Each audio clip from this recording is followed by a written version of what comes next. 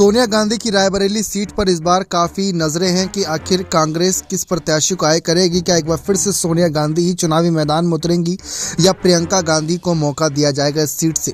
लेकिन दूसरी तरफ चर्चा इस बात की भी है कि बीजेपी सीट को जीतने के लिए किस चेहरे को आगे करेगी। चेहरे की चर्चा हुई ही रही थी, इस बीच चर्चा हुई अदिति सिंह की, जो कभी कांग्रेस पार्टी की हिस्सा रही थी और काफी अच्छे तरीके से चुनाव जीतती भी आई थी विधानसभा में। लेकिन अब चर्चा इस बात की है कि विधानसभा सीट से आगे प्रमोट करते हुए बीजेपी इनको लोकसभा चुनाव में सोनिया गांधी के खिलाफ ही उतार सकती है रायबरेली सीट से। दरअसल आप सभी को बता दें कि बीजेपी के साथ संबंध रखने के कारण अदिति सिंह को कांग्रेस पार्टी ने निष्कासित कर दिया था कुछ साल पहले, जिसके बाद उन्होंने 24 नवंबर साल 2021 को आधिकारिक रूप से बीजेपी में शामिल होने का ऐलान किया था। साल 2017 के विधानसभा चुनाव में अदिति सिंह ने कांग्रेस पार्टी के टिकट पर रायबरेली से 90,000 से ज्यादा वोटों के अंतर से विधानसभा चुनाव जीता था।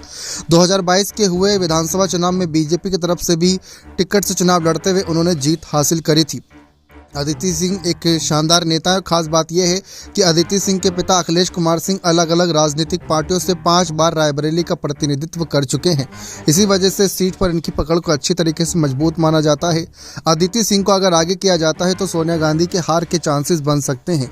इससे पहले जितने भी कैंडिडेट को उतारा गया है बीजेपी के द्वारा, चाहे दिनेश प्रताप सिंह या तमाम और चेहरों की बात करें, उन सभी को सोनिया गांधी ने हराया है और अच्छे खासे वोटों से हराया है।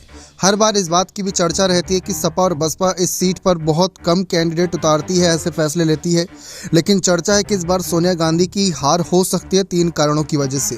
पहला ये कि अगर सोनिया गांधी चुनाव नहीं लड़ती हैं, प्रियंका को आगे किया जाता है, तो एक नए चेहरे के रूप में क्या जनता उन्हें स्वीकार करेगी या नहीं, ये पहला कारण है। दूसरा कारण है कि सोनिया गांधी चुनाव जब से जीती हैं तब से रायबरेली में उनका आना ना के बराबर है, जिसकी वजह से जनता भी कहीं ना कहीं नाराज तो नजर आएगी ही। और तीसरा और सबसे मुख्य कारण अदिति सिंह का ही उतारना है। अगर बीजेपी अदिति सिंह को उतारती है तो वहाँ की कहीं ना कहीं घरेलू नेता के तौर पर है, लोकल नेता के तौर पर है, तो जनता उन पर प्यार जता सकती है। उसके बाद अगर देखा जाए तो रायबरेली सीट पर बीजेपी मेहनत भी कर रही है, क्योंकि इस बार उनका मिशन 80 है। पिछली बार तो अमेठी सीट जीती थी, इस बार रायबरेली सीट जीतने के भी चांसेस बन रहे हैं।